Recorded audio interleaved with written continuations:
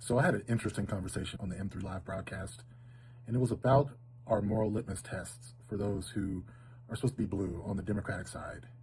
And I wonder if we ask a little bit too much uniformity in our moral beliefs, and it's hurting our politics. So I was playing this video from a creator who was mentioning the idea that Republican politics appeal to the most basic instincts of human beings, our animal instincts for survival and belonging and identity. And while it may not be honorable, it is effective. And I sometimes wonder if we ask people on our side of the fence to hold to a standard of liberalism to the detriment of our political success. The example that often comes up are Christian conservatives who are also Democrats, who don't believe in a woman's right to choose.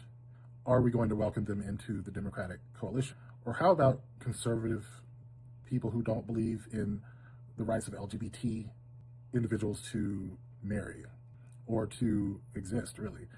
I think this is one of the reasons why cultural issues are considered wedge issues for Republicans, because it's an effective way to split up the liberal coalition. Because once we realize that not everyone in our coalition is on the same page about certain moral issues, we are divided amongst ourselves and ultimately leads to the political success of conservatives.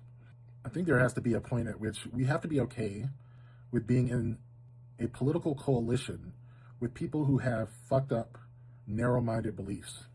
As difficult as that is, I think that's the greatest weakness of liberal politics, is that we can't.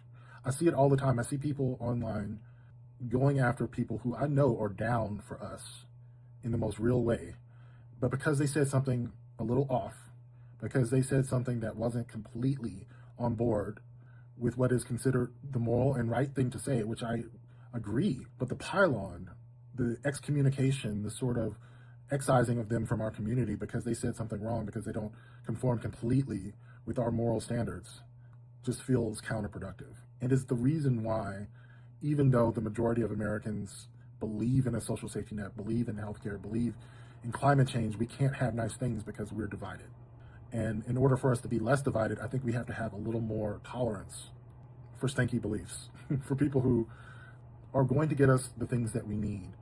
One of the things I often hear are people who say they couldn't vote for someone because they don't like them, you know? And the first thing I think is, like, how selfish, how small-minded, how juvenile of you to not be able to vote for someone because you just don't like them, because they believe certain things or they say certain things, or they're not completely on the same page as you are. And then you end up losing and things get so much worse. I don't know what the solution to that is, but I just thought I'd come on here and rant about it. All right, so.